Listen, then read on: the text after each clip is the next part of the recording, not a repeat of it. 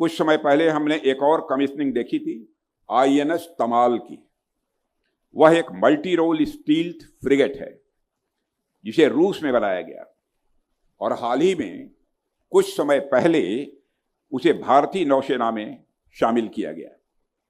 INS तमाल का induction हमारे लिए गौरव का विषय है, लेकिन इससे भी बड़े गौरव का विषय यह है कि भारत के लिए फॉरेन मेड शिप का आखिरी ऑर्डर था।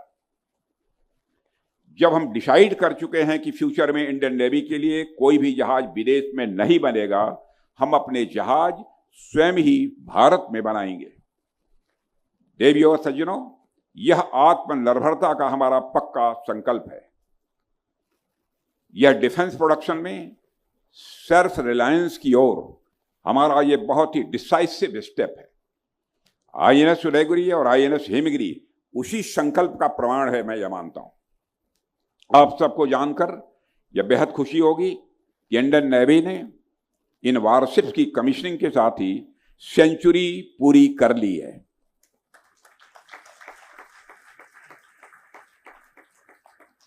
देवियों और सज्जनों, उदयगिरी भारतीय नौसेना के वारशिप डिजाइन ब्यूरो द्वारा स्वदेशी रूप से डिजाइन किया गया यह 100वां 100th यह शिप है।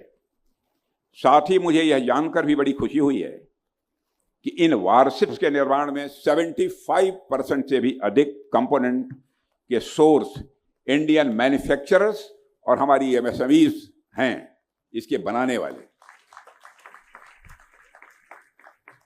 साथियों, नेवी के वारशिप डिजाइन ब्यूरो को 100 शिप्स बनाने में लगभग 50 साल लगे, लेकिन मेरा मानना है कि आने वाले 25 सालों में यानी 2050 तक आपकी डबल सेंचुरी निश्चित रूप से पूरी हो जाएगी।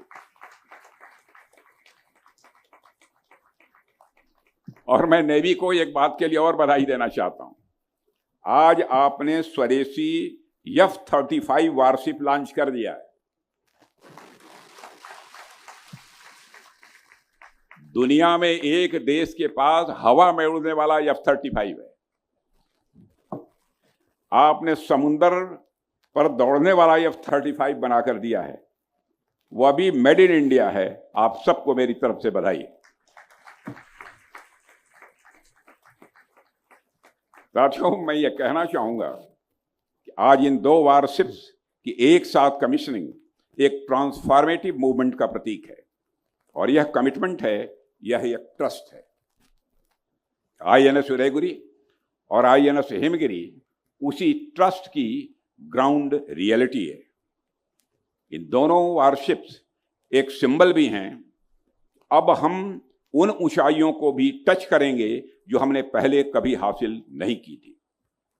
मुझे पूरा विश्वास है इंडियन नेवी और इंडियन डिफेंस इंडस्ट्री दोनों मिलकर इस हमारे सपने को, इस ड्रीम को पूरा करेंगे।